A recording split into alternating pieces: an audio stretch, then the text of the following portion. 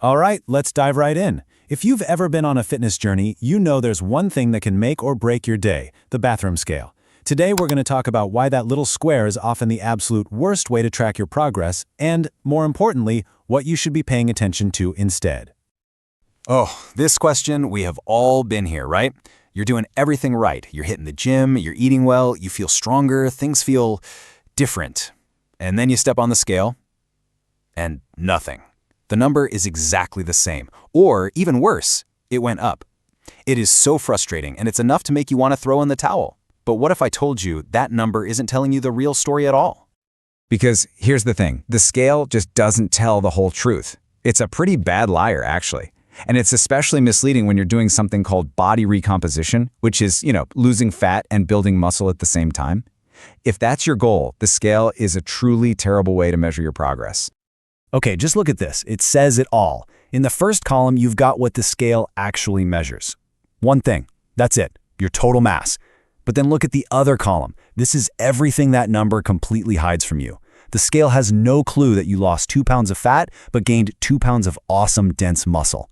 It can't see that your body shape is changing, that you're getting stronger, that your clothes fit way better, or that your confidence is through the roof. So this is where we need a major mindset shift. Your goal isn't just about making a number go down. That's thinking in terms of loss. The real goal is about what you're gaining. You're working to become stronger, to get leaner, to see more definition. That is such a more powerful and, frankly, more exciting way to look at it. And you really need to remember this. Just think of the scale as a lagging indicator. It's the last thing to get the memo. Your real progress, what you see in the mirror, how strong you feel in the gym, those are the leading indicators. They show up weeks, sometimes even months, before the scale even thinks about catching up. So, does all this mean we just toss the scale out the window? Well, not necessarily. We just need to completely change our relationship with it.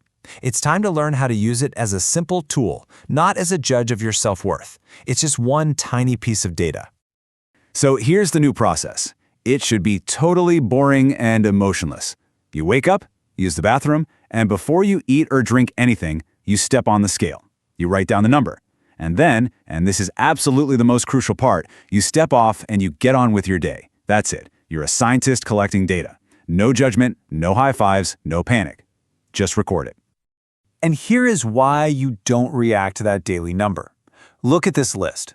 Your weight can jump all over the place day to day for reasons that have absolutely zero to do with actual fat loss or muscle gain. How much water you're holding, your hormones, how well you slept, if you had a salty dinner last night, all these things make the number bounce around. It's just noise. So this is the new rule. This is it. We don't care about the daily number. It's basically meaningless static. But when you take all those numbers from the week and calculate the average, that's when you start to see the real trend. The weekly average is the signal through the noise. That's what matters. Okay, so if the daily weigh-in is off the table as our main measure of success, what should we be looking at? Let's get into the good stuff. The real, the accurate, and honestly, the much more motivating ways to see how far you've come. First up, progress photos. Seriously, a picture is worth 1,000 weigh-ins. Photos show you what the scale is completely blind to. You'll see changes in your body shape, your posture improving, muscle tone starting to pop. I mean, these are the visual changes you're actually working so hard for. Next up, grab a tape measure, specifically your waist measurement. This is one of the most honest and direct ways to track fat loss. If that number is trending down over time, guess what? You are losing body fat, period. It doesn't matter what the scale is screaming at you that morning. And this one is the classic sign of body recomposition. It's that amazing feeling when your favorite jeans start to feel a little looser in the waist, but at the same time, the sleeves on your t-shirt feel just a little bit tighter on your arms. That is an undeniable, concrete sign that you are losing fat and building muscle. This one is huge. Are you lifting a little heavier than you were last month? Can you get one more rep than last week? Is your form feeling more solid and controlled? If the answer to any of those is yes, you are gaining muscle. It's direct, objective proof of your progress. And finally, let's talk about maybe the most important indicator of all.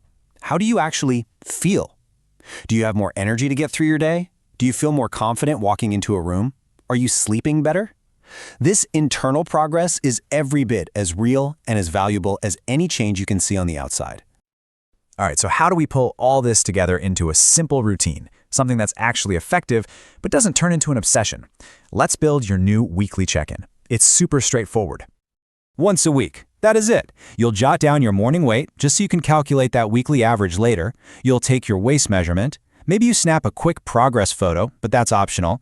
And then you note one little win from the gym, like adding one more rep to your squat. This simple list keeps you focused on what really matters. I want you to make this your new mantra. Seriously, write it on a sticky note. Say it to yourself in the mirror. Your brain really listens to repetition, and drilling this phrase into your head helps rewire your focus onto what you're building, your strength, your shape, instead of what you're losing. And really, this all boils down to the core philosophy here. It's a total shift in why you're doing this in the first place. You're not just training to manipulate a number on a machine. So if you take one thing away from this, let it be this. That number on the scale does not define you. It doesn't define your hard work, and it sure as heck doesn't define your success. Your progress is defined by the good habits you're building, the strength you are gaining, and the powerful new shape your body is taking on. Remember this, we are not in the gym trying to shrink ourselves or to take up less space in the world. No way! We are there to build ourselves up. We train to become stronger, healthier, and more confident versions of who we already are. So I'll just leave you with this question to mull over. Once you untangle your progress from that number on the scale and start focusing on building a more capable, more energetic body, what does training for life really start to mean for you?